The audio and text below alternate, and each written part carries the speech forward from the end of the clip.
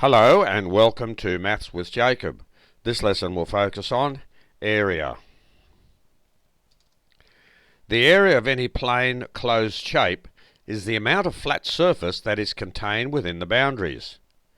The following are some very popular shapes, together with a formula for each shape. This formula allows us to calculate the area. We use square units in the answer. So let's have a look at some popular shapes and the formula for each of those shapes, which will allow us to calculate the area. Firstly, we look at the square. A square has a side S, which means that all the other sides have the same length.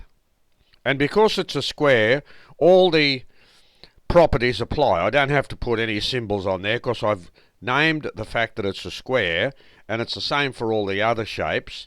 I don't have to put any symbols. So the area is S squared. All you do is multiply that length together by itself. And in the answer, you have square units. For example, if that was centimetres, it would be square centimetres.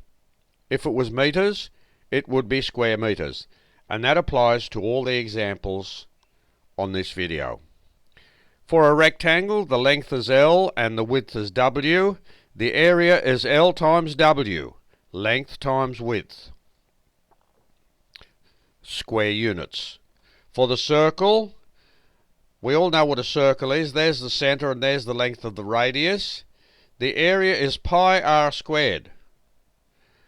Pi is approximately 3.142 or 22/7. I say approximately because pi does not have an exact value. You cannot represent pi by a rational number for an exact value. It's only an approximation, and that allows us to do calculations. For the triangle, we have the base from there to there. The base only starts from here and goes to there, and that's the perpendicular height. That's important. See the perpendicular symbol? So the area of the triangle is half times the base times the height. And again, square units. For the parallelogram, we have the base and we have the perpendicular height. That is the height or the distance between the parallel lines. So the area will be B times H, square units. So the formula is the same as for the rectangle, however the H is the distance between the two parallel lines, not that distance there. For the trapezium, I've just put a few symbols here. I didn't have to because I've actually named that it's a trapezium. For the trapezium, we have a base of B here. The other parallel line is A, and the distance between them is H.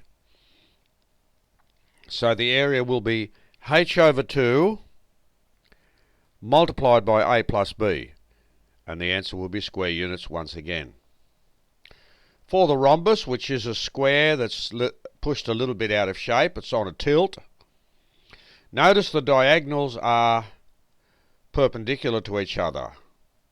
They are perpendicular. We don't have to put the symbol because that's one of the properties of the rhombus. The diagonals are actually perpendicular to one another.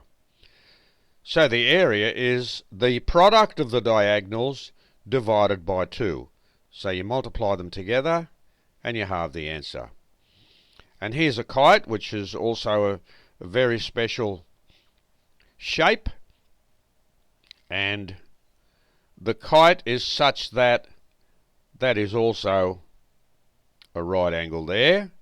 So we have the two diagonals, and the area again of the kite is the product of the diagonals, and you have the answer.